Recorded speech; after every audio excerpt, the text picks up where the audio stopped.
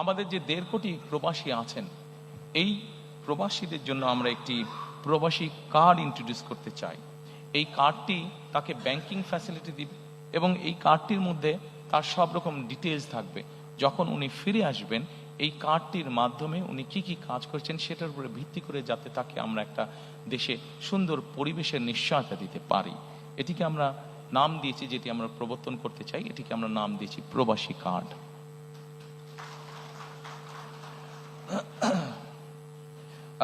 এর বাইরে আমরা প্রবাসীদের জন্য রেমিটেন্স প্রণোদনা দিতে চাই।